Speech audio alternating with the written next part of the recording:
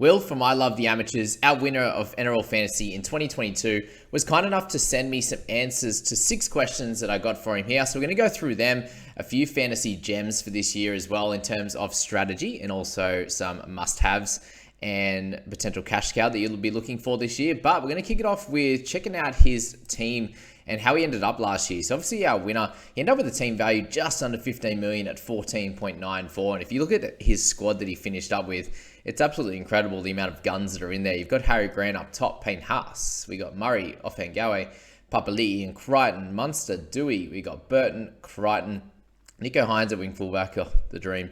Tedesco and Latrell, who are our 3 best down there. Then you had Ryan Madison, Robson, DCE, and Braden Trindle in that last one. And then he was playing Trindle over Tohu Harris in that last game, which is crazy. Fanua Pole. And then we had Mbai and Davi Moale, who were his cheapies. And we look at his trade history, and he'll actually mention that as we go along, but didn't trade in that second round. And he had the 2 in round 3, 1 in 4, 1 in 5, and 1 in round 7. So definitely did hold on to some trades early. And if we're looking at his overall rank history, started out just over 900 at 925. And very quickly got his overall rank down to 130, and his worst from there was a 365. Very quickly getting into that top 50 into rank 32 in round 8, and then didn't go under that from there. So it was an absolutely incredible performance from Will there. And as I said, we'll go through his questions here. So I asked him, what are the 3 most important things to consider when setting up your starting team? And he said there that when setting up your starting team, it's important to make sure you have between 4 to 6 reliable guns in your team. What I take out of this is probably 3 or 4 guys that you could potentially captain each and every week, but 4 to 6 guys that you're not worried about and you're going to stick in your team for the long haul is the goal, or as long as possible, at least till buys there. Make sure most of the players that you pick have value, which will create extra cap space to trade up throughout the season. So these are those mid-rangers that he's talking about, so you can build up to those guns and building on creating more guns. Have coverage for every position on your bench and emergency due to the new buy system each week and injuries. Yeah. Awesome. Cash cows have the opportunity to increase in value and set your team up throughout the season. So he's really having a focus on those mid-range and cash cows guys to get himself up to a winning season. And what you saw from himself and also our number 2 guy from last year is that they spoke about trying to conserve trades early so they can trade hard through the middle. So his biggest thing he learnt last year was that doing your research on players really pays off and can make or break your season, especially being able to identify a pod that has some upside, which is great. If you want to be number 1, you need to take some risks, which is what he's talking about here. So throughout the season, I'd be able to identify a guy that's pretty low ownership. You know, Dylan Brown last year at the start was one of those types of guys. Calculated risk, and with enough research, it may become no risk at all. So yeah, if you know what you're talking about, it doesn't become as much of a risk because you've done all the study and you know the types of scores this person will get when he gets that opportunity, these things like that. Obviously, stick with your gut and research, it'll pay off. So yeah, so really, really cool advice there from Will. So let's go through a couple of those trades there to kick it off and see what here is a strong type of trade. So Bullymore and Ilias out early were 2 great decisions. So 2 guys that weren't performing too well. Bully had 1 good game. Lockie Ilias had a slow start. So moving him on to Josh King, who started really well. And Taylor May in round 3 was a big tick. Number 4 in round 4 there, Billy Walters, again, wasn't performing too great. Moves to Brodie Jones, who at that time was a great trade-in. Toby Sexton didn't perform well for him. So he actually started with Toby, which was very interesting because he didn't actually have a great start there. Obviously, the rest of his team was doing really well, but moved to Dabi Moale, which he ended up holding for the entirety of the year. So it didn't work out to be a great trade. And surprisingly enough, it shows that you can have a guy that doesn't really perform from the start and you can have a really good season, obviously coming first here. Very, very interesting there. So don't be alarmed, guys. If you do make a mistake, you can still win the comp. Very cool to see. Stephen Crichton comes out in round 6. So very interesting as well. A guy that a lot of us could have held on to that we decided not to, and it didn't work out too well. But in this case, moving Crichton on and Nanai allowed him to get up to Isaiah Papali'i. So he was obviously holding a fair bit of cash here, which is the reason why he went up to Papali'i there. Sexton down to Moale got him plenty of cash that he could move up to Isaiah Papali'i, which was great. And Tom Starling had a nice run there as well from round 6. Josh King trading out. He was very much peaked by that point, which is good, but bringing in Blake Taft, so he still made a bunch of mistakes, guys. Just be aware of that you can make it all the way to the end and still do really well with a couple of guys that didn't perform so well. That's really cool there. Number 8, we had Dave Fafita and Kurt Mann onto Nathan Cleary and Jackson Hastings. So two awesome pickups there. Kurt Mann had peaked. We had Dave Fafita, who was a little bit up and down. So very interesting trade out there. I'm not sure from round 8, was he injured or something like that? But yeah, bringing in Cleary and Hastings. So Hastings was killing it at that point and was going great. Number 3 there, when's the best time to launch with your trades was the question I asked there. And he said stay light on trades throughout rounds 1 to 7 and only use them to get a better cash cow or if any injury pops up. So sticking with your guns. So did he do that? You could say here, was it a better option to get Starling at this point over Crichton or Nanai? Yeah, Starling was looking like he was going to make more cash. You got a gun in. Here, Toby Sexton was underperforming. Had Walters, Bullymore, Ilias underperforming. Bringing in Brodie Jones was meant to make cash. King and Taylor May did, which was great.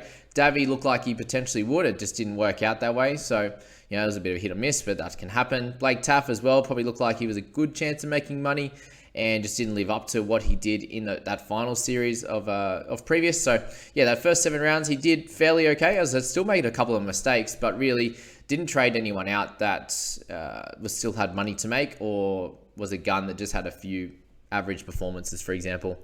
From there on, trying to aim for players playing the first buy round and build up with a few cashies and guns. Then do the same for the next 2 buy rounds, and then it's all about your final team. Bring back in Origin players once Origin's finish, and watching the buy schedule, especially this year with the team having a buy each and every week.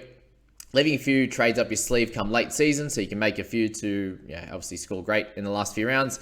Overall, I think you can start trading heavily a few weeks before the first buy round and make the right decision. So if we're looking at the buy round then, what he did was traded 2 every week from 8, 9, 10, 11, and 12. Only had to trade the 1 in round 13, but traded 4 in 14, which is obviously prepping for that game after the round after the buys where there's still a bunch of people out with injury, resting, whatever it is. There's a few teams has a buy as well. So we're still able to get a really good team in round 14 and then prepped for round 17 there with 1 trade in 15 and the 4 in 17. So still able to get a good team for both. And then from there, it was about building up the guns, which we'll explain in a second. So very, very interesting on that front. We'll come back and explain them in a second.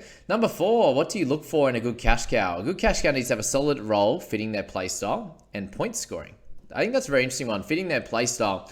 Yeah, a guy can be put out of position, but he might get a role, but it might be not in his preferred position. So there's a good chance that he doesn't play up to scratch and then he gets moved or he gets dropped very quickly. Like could just be filling a role for a couple of weeks. So make sure that it is their correct position and they should be able to score well. Guys like Tanner Boyd, a very interesting one for that. So, a lot of time he's been played in the hooking role as a backup, a 14 type of player, and he's a halfback. So it's not exactly his role. When he was able to play halfback and 5/8 at the end of last year, he was actually able to come out and play really well. So very interesting in that point. Looking for at least 8 points of value, ideally 10, but depends on price and projections as they can be off. A good schedule is always helpful. Dual position availability and solid consistent scoring will be very handy with the buys each week. So a good thing to do here is just have a little checklist so that 5 or 6, 7 things that you're looking for in a cash cow. And if they're hitting 4, 5 out of the 6 or 7, then that's obviously going to be enough for him to do pretty well. So very, very interesting there on that one. So let's go through those trades now. And from round 9, we had Brad Schneider out, which he peaked, which was good. Brodie Jones just lost his role, unfortunately.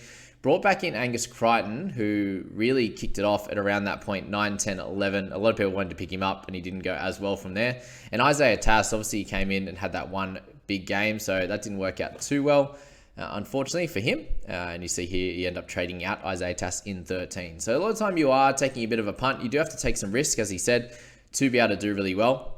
And that one, unfortunately, didn't pay off. But we'll work it out from here. We'll keep going. Ryan Pappenhausen out in round 10 with his injury. And then you had Leo Thompson, who had peaked by this point, which was a great decision. Bringing in Matt Burton and Reece Robson, which was absolute mastermind from round 10 to bring in Burton and Robson. So it shows that if you pick up guys, guns especially, at the correct times, and they have a cracking run throughout the rest of the year, like Burton, Ed Robson did, you're able to make up for those mistakes that you created and made earlier in the year. So very, very good trades there. Will Penasini out in 11, so he kind of made majority of his money, and he saw that that was enough for him, didn't need him anymore. And Chris Randall out, so Randall did his job as well. Bring in McInnes and Butcher, who both had a really nice end to the season, both solid 50-ish point scorers for the rest of the year, so did a good job there. Harry Grant comes out before the buys, before Origin, which is solid. And Blake Taff to Tohu Harris and Karaz. So Taff obviously got rid of that mistake, which he made in round 7, so getting rid of it in round 12 and not holding him for the rest of the year, considering he had Davi Moale, who's going to be there for the entirety of the season. Tohu was a good trade in, just didn't work out as well, and I hope he didn't captain him in round 13 like a lot of us did last year, for whoever remembers that. And Kraz, obviously, was a great trade in. He did really well. Isaiah Tass comes out for Xavier Savage, who was solid without being spectacular. You'll see here, got him in for round 13 buy and removed him for the round 17 because he just saw that he wasn't performing exactly how we would like. And another good thing to think about, guys, if someone you bring in isn't performing so well, you don't have to hold them for the rest of the year. That's sunk cost fallacy. Remove them if you think you can get a better player in, someone who can make some cash for you or score better than that current guy is. Round 14, we actually traded out Nat Butcher, which was interesting. So he had a weird game around 13, scored really poorly. Again, wasn't happy with that. Moved him on straight away and actually brought in Tyson Frizzell, which is very interesting because he didn't have a great year either. So again, still some mistakes in there. Nat Butcher came in and is out really quickly when you would hope that you have an extended run. But that is also the benefit of holding plenty of trades there. Butcher to Frizz, Tungo to Brown, which again, Tungo had peaked, which was great. Dylan Brown coming in for the rest of the year now. Obviously brought in 2 Eels guys, which got to play in 17 and the rest of the way. Brought in Reed Marnie, which wasn't really a great option either, but Starling to him worked out obviously a little bit better, but still wasn't great. Payne Haas to Ezra Mam. So in round 14 here, Ezra Mam started playing really well. He only came in, I think, in round 12. So again, trades there were okay without being spectacular. Dylan Brown one was great. The others were okay. And Jackson Hastings to Mitch Barnett at this time, again, wasn't incredibly great. He obviously traded out Barnett and Frizzell in round 19. So again, guys, plenty of mistakes you can make and still do really well. But it's just that compounding effort of making those mistakes and not picking up the correct guns at certain times is what the issue was here. Big thing to think about as well, guys, is when he did pick up a top gun, he was able, the player was able to deliver for him for the rest of the year. You look at picking up Cleary there. You look at picking up Burton, Robson, guys like McInnes were able to contribute for the rest of the year. Dylan Brown. All these guys were able to contribute for the rest of the year. And the other ones that didn't work as well, Frizzell, Barnett, Butcher, Tohu Harris, who was having a little bit of a down year, obviously. Hastings, that had never been true gun keepers. They unfortunately had some issues up and down with their scoring, and that caused him to trade them out. So these guys, when you're bringing in those top guns, you're not worried about them for the rest of the season, and you can hold them the whole way and breathe, which is the biggest thing there. All right, let's get to the fun news. We got one hot tip for this year's new buy schedule. What does he think? So don't try to stack one major buy round with the 13 players. Just remember you can only play 13 instead of 17. Instead, get roughly 7 to 10 each round, which will make it easier to keep a steadier scoring pattern. Hold ranks and create a better team in the long run. Hold guns and cheapies to build up more value and not burn trades. So this is very interesting news here. When you're looking at, potentially getting 13 players, a lot of coaches will go for that 12, 13, 14 strategy for both those buys. But what you do see, the issue there is that you're making so many trades just for that buy round, when the most important part is continuing to make money and build all the way through to that round 20. And then you can really have a cracking last 6-7 rounds and win the comp. If you're getting that 7 to 10 plays, you're not making trades for the sake of it, and you're keeping your guns intact for the the run back home. So very, very interesting there. And for a buy each round, try to have 17 solid scoring players playing each week. Obviously, it's a buy each round, so just be aware of that. You're looking to get 17 strong players each and every week, not holding too many certain players from a certain team. That's going to stuff you around. And last one here, who was a must-have for you this year? Very interesting. He's obviously in most teams already, but he's going to say the cheese. And a lot of people are saying he's a trap, and the winner of last year says he's a pretty well must-have. So very interesting there. With the handy duel, won't play Origin, quite a bit of value, and a proven gun at the hooker role, correct? With money to be made and probable gun status, he's got to be in everyone's team come round 1, bar any news. Nice. Shout out also to Garner or Hosking, whoever gets the Panthers left edge spot. So again, he's happy with a player that's going to be in a really strong team on a left edge that can score lots of points. And both of those guys have shown that they've been able to do that in their respective teams before coming to the Panthers. So a very interesting one there. And I think that, it's not obviously groundbreaking, but these are two guys that you just need to look at and go, they've got a clear role in their team. They're in a great team. They should be able to do really well. So very, very interesting there. And we'll finish off these trades, guys, Okay, we move on to round 17 there. We had Maxi King out, Karaz, Savage, and Vitalea. So again, he held on to Vitalea the whole year too, which was pretty crazy. So plenty of average players in the team, to be honest. So you're 2 to 3 at any one period of time. Vitalea, Taff, and also David Moale. So crazy. But brings in Joe, who finished the year for him and did a great job. We had Latrell Mitchell. So 2 absolute guns that played out of their skin the rest of the year. You have Braden Trindle, who could use at certain points, and Fanua Pole, who was able to play in round 17 and have a couple of decent scores for teams. He was able to fit in a stronger 17, average about 35 to 40, which was okay during this time when there are buys. Round 18, he did move on from Reed, like we spoke about, Cam McInnes and Dylan Brown. So the 3 guys that were doing solidly, a little bit up and down, as we said, and was able to bring in 3 top guns. So Daly Cherry Evans, Cam Munster, and Harry Grant, who are just guys that you just plug and play and don't worry about for the rest of the year. So just, again, a big thought to worry, big thing to think about there is just getting in those guns as quick as possible. Round 19, Barnett and Frizzell, again, 2 borderline guys for Payne Haas and Dewey. Again, Payne didn't play incredibly well. Dewey finished crazily well. And yeah, great decisions there. Number 20, we had May and Ezra Mam for Cameron Murray. So a big gun to finish off that last 5-6 rounds. And Mosden by as a cash out.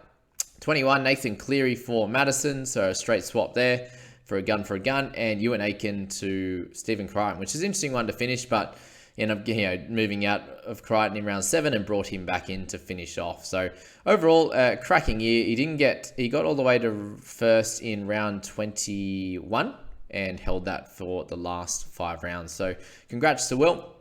He got a nice prize from me for winning the comp, and there'll be some bigger prizes in my comps this year, which is going to be exciting. And that's that video, guys. I hope you learnt a lot from that one. Obviously, the team value was crazy. Building through the cash cows. There obviously weren't a heap of cashies in there that he absolutely smashed on. Those first few, King and May, Brodie Jones, really kicked him off to start with. Tom Starling was a solid one for a bunch of weeks there. But other than that, there weren't too many cheapies that he smashed it on. So obviously the starting team worked out really well for him. And he was able to pick up guns when they were slightly cheaper. Burton was slightly cheaper at that point. You had Robson, who wasn't at his peak. Was just able to make good decisions with that. Even pick up Latrell when he'd been doing pretty well, for example. Very, very interesting. And that's that one, guys. Hope you enjoyed it. Catch you in the next one.